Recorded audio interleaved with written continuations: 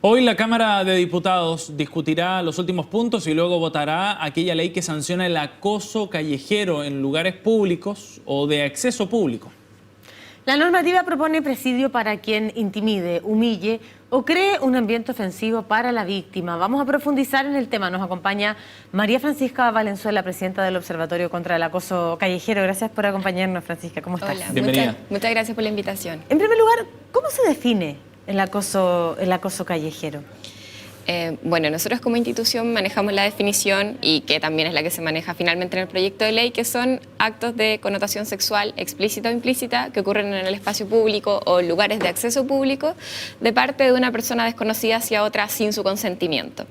¿Ya? Eso, y esto contempla una gama de prácticas que van desde el comentario de connotación sexual, la tocación, el exhibicionismo, la masturbación pública, entre otras. Pero esto va más allá de un contacto físico, entonces. No es solamente, por ponerlo en palabras simples, un agarrón en el metro, sino que va mucho más allá de eso, porque también incluye algún tipo de comentario. Sí, también, pero solamente los que aluden a connotación sexual explícita, o sea, que también son denigratorios para una persona, ¿ya? O sea, no los vamos a subestimar si en realidad tienen un contenido bastante fuerte, agresivo, y conforman parte de esta misma lógica de agresión sexual en los espacios públicos, finalmente.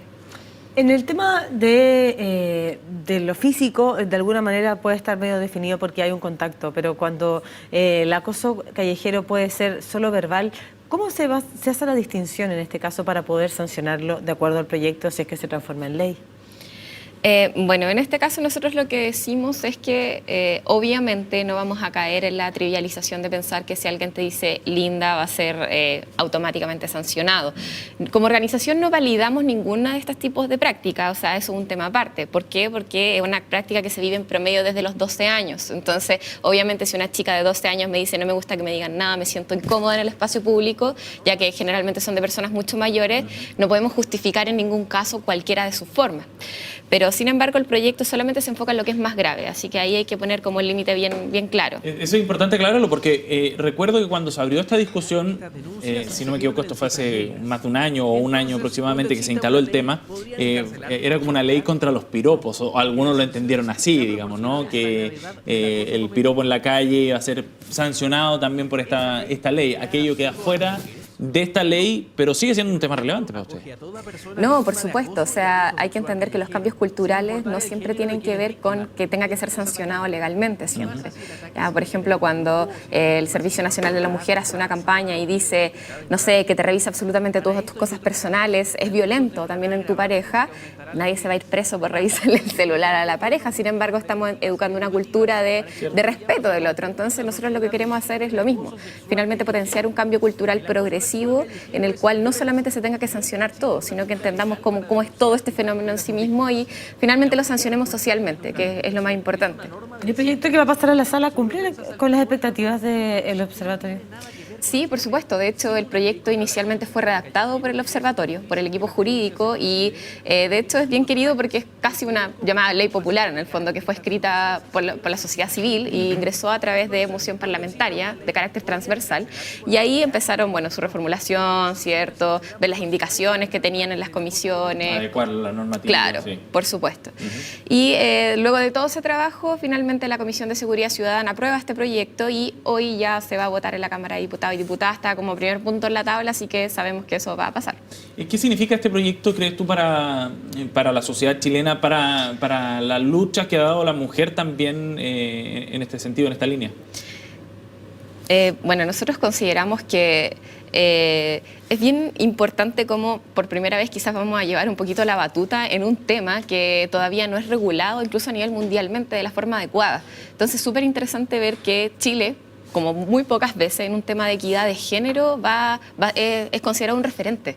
A la vanguardia. Claro, eso pasó pocas veces. Hay que recordar que en Latinoamérica solamente Perú tiene una ley contra el acoso sexual callejero vigente. Entonces nosotros seríamos uno de los segundos países, tercero con Bélgica, de hecho, que va a sancionar el tipo de delitos sexuales en los espacios públicos y que lo reconoce y que tiene un trabajo civil súper fuerte. Entonces yo creo que finalmente nos vamos a transformar en un referente en temáticas de equidad de género, que es algo que no había pasado así como muy fuerte con anterioridad.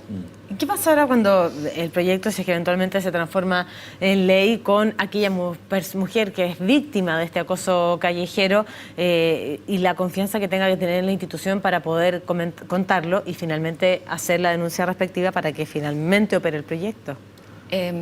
Son dos cosas. O sea, en primer lugar, hacerse cargo de que la legislación sea eficiente, porque muchas veces nos vemos enfrentados a situaciones en las cuales se crean leyes, pero hay mucha desinformación en la sociedad. Entonces, la gente no sabe cómo funciona esta ley, cómo puedo denunciar. Y por otra parte, nosotros queremos potenciar mucho la educación y formación de todas las instituciones y autoridades vinculadas para que no hayan confusiones sobre cómo tiene que funcionar esta ley y en realidad las denuncias sean acogidas.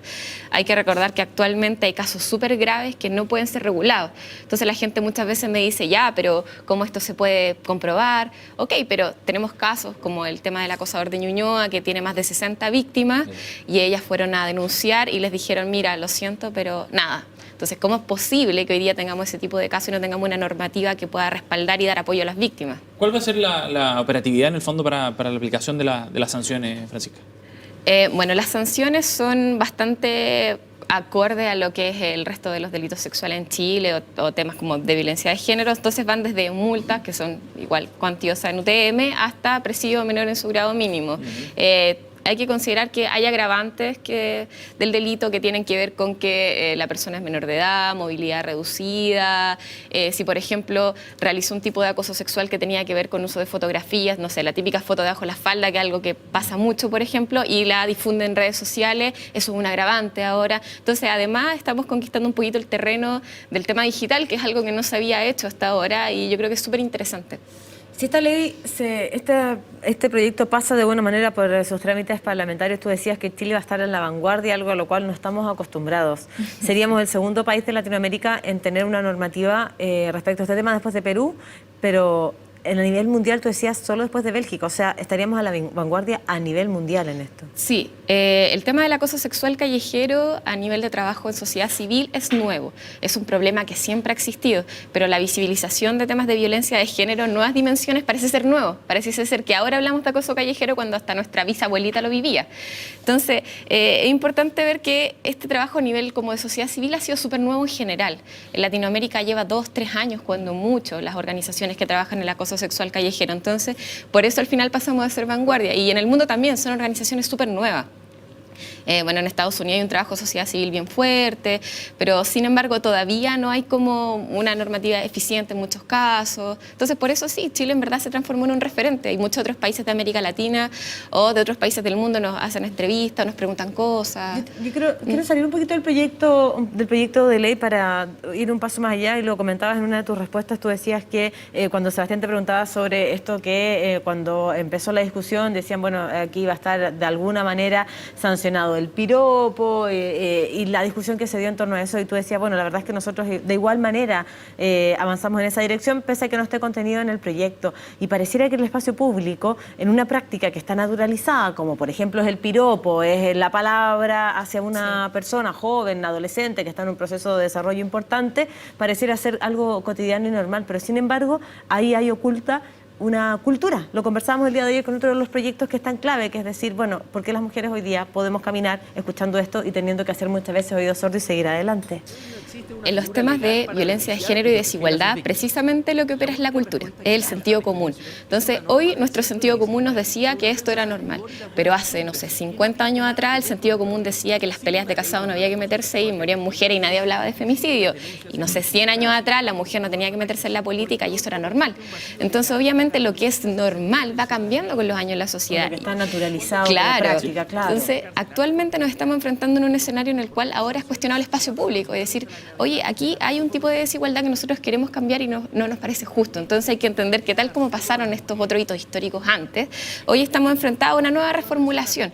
Entonces la justificación cultural no es algo que se dé solo en Chile, se da en América Latina, por eso lanzamos esta campaña, porque esta es la Semana Internacional contra el Acoso Callejero, además. Sí. ¿Es coincidencia? Todo se dio todo. Porque lo veían, lo celebran en Paraguay, en distintos países. Sí, bueno, esta semana fue creada desde Estados Unidos, desde una organización que se llama Stop Street Harassment, y la fecha es porque allá empieza a hacer calor, pero bueno, se extendió a todo el mundo. Y finalmente nosotros a nivel de nodos OCAC, porque estamos en otros países, hemos podido extender el trabajo. estamos realizando la campaña de No es mi cultura, por esta errada noción de la culturización de la violencia. Y decir, bueno, esto es típico de Paraguay, esto es típico de Colombia, todos los países dicen eso como algo muy local, cuando en realidad es un tipo de violencia global. Entonces, como un poquito romper eso, y por eso está el hashtag No es mi cultura dando vuelta ahí en Twitter. Va a ser interesante entonces ver el debate hoy día en el Congreso y la votación, pues que esperamos que sea unánime para aprobar el proyecto. Ojalá, hemos estado tanteando y se espera unanimidad, así que hay que cruzar los dedos. Bien, pues gracias por acompañarnos. Gracias, Francisca. Gracias a ustedes. Chao.